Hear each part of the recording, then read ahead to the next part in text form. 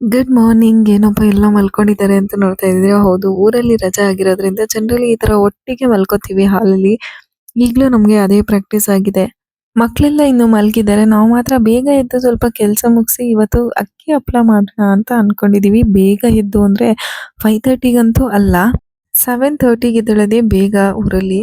So 7:30ಗೆ ಎದ್ದು ಎಲ್ಲ ಕೆಲಸ ಮುಗಿಸಿ ತಿಂಡಿ ಮುಗಿಸಿ ಸ್ವಲ್ಪ ರಸಂ ಮಾಡೋಣ ಅಂತ ಮ್ಯಾಂಗೋ ರಸಂ ಮಾಡ್ತಾ ಇದ್ದೆ. ತುಂಬಾನೇ ಚೆನ್ನಾಗಿ ಬಂದಿತ್ತು. ಅದು ಕೂಡ ನನ್ನ ರೀಲ್ಸ್ ಅಲ್ಲಿ ನಾನು ಶೇರ್ ಮಾಡಿದ್ದೀನಿ. ನಿಮ್ಗೇನಾದ್ರೂ ಇಂಟ್ರೆಸ್ಟ್ ಇದ್ರೆ ಅದನ್ನ ಚೆಕ್ ಮಾಡ್ಕೋಬಹುದು.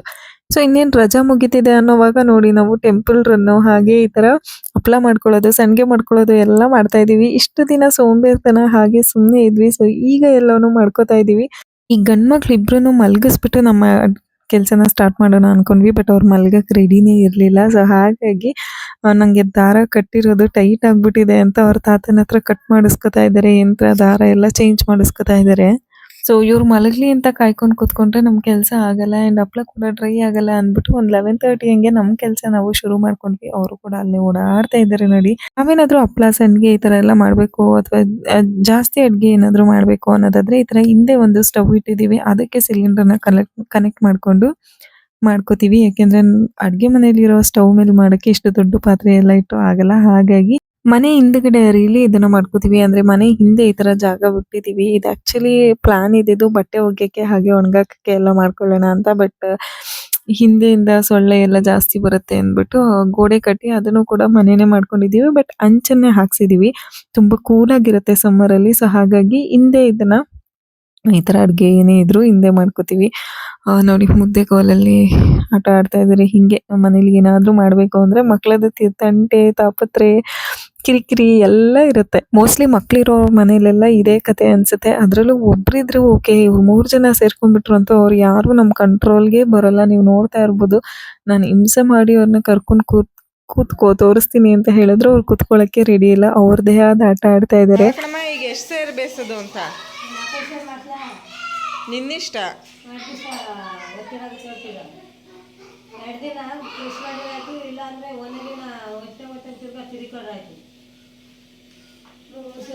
ಈಗ ಇದನ್ನ ರೊಟ್ಟಿ ಮಾಡಕ್ಕೆ ಯೂಸ್ ಮಾಡೋಕ್ಕಾಗಲ್ವಾ? ಮಾಡ್ಬೋದಲ್ವಾ? ಮತ್ತೆ ಹಾಕು ನೋಡೋಣ ಎಷ್ಟು ಸೇರು ಹಾಕೊಳ್ಳೋದು. ಈಗ ಅರ್ಧ kg ಹಪ್ಪಳ ಮಾಡೋಕ್ಕೆ ಮುಂಚೆ ಈ ಥರ ಮಿಲ್ ಮಾಡಿಸ್ಕೊಂಬರ್ಬೇಕು. ಸೊ ಏನೇನು ಹಾಕಬೇಕು ನೋಡೋಣ. ನಮ್ಮ ಅಮ್ಮಂಗೆ ಕನ್ಫ್ಯೂಸ್ ಆಗಿಬಿಟ್ಟಿದೆ ಎಷ್ಟು ಸೇರು ಮಾಡಿಸ್ಲಿ ಅಂತ. ಸೊ ಕೊನೆಗೂ 4 ಸೇರಿಗೆ ಡಿಸೈಡ್ ಮಾಡಿದ್ವಿ. ಇಲ್ಲಿ ನಾವು ಅದಕ್ಕೆ 4 ಸೇರು ಅಕ್ಕಿಗೆ ಅರ್ಧ kg ಸಬ್ಬಕ್ಕಿ, ಅರ್ಧ kg ಉದ್ದಿನಬೇಳೆ, 2 ಹಿಡಿಯುವಷ್ಟು ಮೆಣಸು ಹಾಗೆ 1/4 kg ಜೀರಿಗೆನ ಹಾಕ್ತಾ ಇದ್ದೀವಿ. ಉದ್ದಿನಬೇಳೆ ಅಮ್ಮ ಮನೇಲೇ ಬೆಳೆದಿದ್ದಿದೆ. ಆದರೆ ಸ್ವಲ್ಪ ಕಲರ್ ಕಪ್ಪಾಗಿ ಬರುತ್ತೆ ಅಂತ ಅಂಗಡಿಯಲ್ಲಿ ತರಿಸಿ ಹಾಕ್ತಾ ಇದ್ದಾರೆ. ನೋಡ್ತಾ ಇರ್ಬೋದು ಇಲ್ಲಿ 1/4 kg. ಮುಂಚೆ ಎಲ್ಲ ಈ ತರ ಇಡಿಯಲ್ಲಿ ಲೆಕ್ಕ ಹಾಕ್ಬಿಟ್ಟು ಹಾಕ್ತಾ ಇದ್ರು. ಹಾಗಾಗಿ ನಮ್ಮ ಅಮ್ಮಂಗೆ ಅಜ್ಜಿಯಿಂದ ಕಲ್ತಿದ್ದ ಅದೇ ಅಭ್ಯಾಸ. ಸೊ ಅವರು ಕೂಡ ಇಡಿಯಲ್ಲಿ ಮೆಷರ್ ಮಾಡ್ತಾ ಇದ್ದಾರೆ. ಆದ್ರೆ ಇದು 1/4 kg ಜೀರಿಗೆ ಇದೆ. ಸೊ ಇದನ್ನೆಲ್ಲ ಮಿಕ್ಸ್ ಮಾಡ್ಕೊಂಡು 1 ಸೇರ್ ಆಗುವಷ್ಟು, 1 ಸೇರ್ ಅಥವಾ 2 ಸೇರ್ ಆಗುವಷ್ಟು ಕಡಲೆಪುರಿನ ಆಡ್ ಮಾಡ್ತಾರೆ. ಕ್ಲೀನ್ ಮಾಡಿ ಇಟ್ಟಿರುವಂತಹ ಕಡಲೆಪುರಿ. ಇದನ್ನೆಲ್ಲ ಹಾಕ್ದಲೆ ನೀವು ಪ್ಲೇನ್ ಅಕ್ಕಿಯಲ್ಲೂ ಕೂಡ ಮಾಡ್ಬೋದು. ಆದ್ರೆ ಟೇಸ್ಟ್ ಸ್ವಲ್ಪ ಡಿಫ್ರೆನ್ಸ್ ಬರುತ್ತೆ. ಇದನ್ನೆಲ್ಲ ಆಡ್ ಮಾಡಿದ್ರೆ ಇನ್ನೂ ಚೆನ್ನಾಗಿರುತ್ತೆ. ಸೊ ಈಗ ಒಂದು ಚೀಲಕ್ಕೆ 4 ಸೇರು ಅಕ್ಕಿ ಹಾಕ್ತಾ ಇದ್ದಾರೆ. ಆ 4 ಸೇರು ಗೋಡನಲ್ಲಿ ಬಿಟ್ಬಿಟ್ಟಿದ್ರು ಅಂತ ಪಾತ್ರೆಯಲ್ಲಿ ಅಳ್ದಾಕ್ತಾ ಇದ್ದಾರೆ. ನಮ್ಮ ಸುಚ್ಚೆ ಟ್ಯಾಲೆಂಟೆಡ್. ಸೊ 4 ಸೇರು ಅಕ್ಕಿ, ಅದ್ರ ಜೊತೆಗೆ ಈಗೆಲ್ಲ ಮಿಕ್ಸ್ ಮಾಡ್ಕೊಂಡ್ವಲ್ಲ ಮರದಲ್ಲಿ, ಅದಷ್ಟನ್ನ ಸೇರಿಸಿ ಮಿಲ್ ಮಾಡಿಸ್ಕೊಂಡು ಬರುವಂಥದ್ದು. ಇದರಲ್ಲಿ ನಾವು ಹಪ್ಳನ ಮಾಡುವಂಥದ್ದು. ಒಂದು ಪಾತ್ರೆಯಲ್ಲಿ ನೀವು ನಾರ್ಮಲ್ ಆಗಿ ಹೇಗೆ ಮುದ್ದೆಗೆ ನೀರು ಇಡ್ತೀರಾ, ನಿಮ್ಗೆ ಎಷ್ಟು ಬೇಕೋ ಅಷ್ಟು ನೀರಿಟ್ಟು ಅದು ಕುದ್ದ ಮೇಲೆ ಮೆಣಸಿನ ಪುಡಿ ಅಂದ್ರೆ ಒಣಗಿದ ಮೆಣಸಿನ ಪುಡಿನ ಹಾಕಿ ರುಚಿಗೆ ತಕ್ಕಷ್ಟು ಉಪ್ಪು ಹಾಗೆ ನೀರಿಗೆ ಕನ್ಸಿಸ್ಟೆನ್ಸಿಗೆ ಎಷ್ಟು ಬೇಕೋ ಅಷ್ಟು ಹಸಿಟ್ಟನ್ನ ಹಾಕಿ ತಿರುಗಬೇಕು. ಇದನ್ನ ಸ್ವಲ್ಪ ಗಟ್ಟಿಯಾಗೆ ಮಾಡ್ಕೋಬೇಕು. ಇಲ್ಲಾಂದ್ರೆ ನೀವು ಹಪ್ಳ ಒಂದಕ್ಕೊಂದು ಸ್ಟಿಕ್ ಆಗ್ತಾ ಇರುತ್ತೆ. ಗಟ್ಟಿಗೆ ಮಾಡ್ಕೊಂಡ್ರೆ ನಿಮ್ಗೆ ಶಾವ್ಗೆ ಮಾಡಿದಾಗ ಹೇಗೆ ಉದ್ರುದ್ರಾಗಿ ಇರುತ್ತೆ ಅದೇ ತರ ಇರುತ್ತೆ. ನಾರ್ಮಲ್ ನೀವು ಮುದ್ದೆ ಮಾಡೋ ತರ ಸ್ವಲ್ಪ ತೆಳ್ಳಗೆ ಮಾಡಿದ್ರೆ ಇದು ಅಷ್ಟು ಚೆನ್ನಾಗಿ ಬರಲ್ಲ. ಸೊ ಹಾಗಾಗಿ ತಿರುವಕ್ಕೆ ಸ್ವಲ್ಪ ಕಷ್ಟ ಆಗುತ್ತೆ. ಬಿಕಾಸ್ ತುಂಬಾ ಗಟ್ಟಿಯಾಗಿ ಮುದ್ದೆ ಮಾಡೋದ್ರಿಂದ ತಿರುವಕ್ಕೆ ತುಂಬಾನೇ ಸ್ಟ್ರೆಂತ್ ಬೇಕು. ಮುಂದೆ ನಿಮ್ಗೆ ಗೊತ್ತಾಗುತ್ತೆ ಎಷ್ಟು ಕಷ್ಟ ತಿರುವುದು ಅಂತ. ನೋಡ್ತಾ ಇರ್ಬೋದು. ಸ್ವಲ್ಪನೇ ಹಿಟ್ಟು ಹಾಕೊಂಡು ಮುದ್ದೆನ ಗಟ್ಟಿ ಮಾಡ್ಕೋತಾ ಇದ್ದಾರೆ. ನನಗೂ ಅಷ್ಟು ಚೆನ್ನಾಗಿ ತಿರ್ವಕ್ ಬರಲ್ಲ ಅಂಡ್ ಮುದ್ದೆ ಮಾಡಕ್ ಬರಲ್ಲ. ಹಾಗಾಗಿ ತಂಗಿ ಮಾಡ್ತಾ ಇದ್ದಾಳೆ ಜಾಸ್ತಿ. ಅವಳೇ ಸ್ವಲ್ಪ ಈ ತರದ್ದೆಲ್ಲ ಮಾಡೋದು. ಅಮ್ಮ ಅವಳು ಇಬ್ರು ಮಾಡ್ತಾರೆ. ಸೊ ನೀವು ನೋಡ್ತಾ ಇರ್ಬೋದು ಎಷ್ಟು ಗಟ್ಟಿಯಾಗಿದೆ. ಇದು ಮುದ್ದೆ ನೀವು ಹೇಗೆ ಬೇಯಿಸ್ತೀರಾ ಆ ಥರ ತುಂಬ ಚೆನ್ನಾಗಿ ಬೇಯಬೇಕು. ಹಾಗೆ ಸ್ವಲ್ಪ ಖಾರ ಕಮ್ಮಿ ಆಯಿತು ಅನ್ನಿಸ್ತು, ಹಾಗಾಗಿ ನಾವು ಇನ್ನೊಂದು ಸ್ವಲ್ಪ ಖಾರದ ಪುಡಿಯನ್ನು ಆ್ಯಡ್ ಮಾಡಿದ್ದೀವಿ. ನೀವು ಟೇಸ್ಟ್ ನೋಡಿಕೊಂಡು ಮುದ್ದೆ ತಿರುಗ್ಕೋಬೋದು, ಅದರಲ್ಲಿ ಯಾವುದೇ ಥರನಾದ ಇನ್ನು ಹಾಕೋಕ್ಕಾಗಲ್ಲ ಅನ್ನೋ ಥರ ಇಲ್ಲ. ನೀವು ಉಪ್ಪು ಖಾರ ನೋಡಿಕೊಂಡು ಮಿಕ್ಸ್ ಮಾಡ್ಕೋಬೋದು.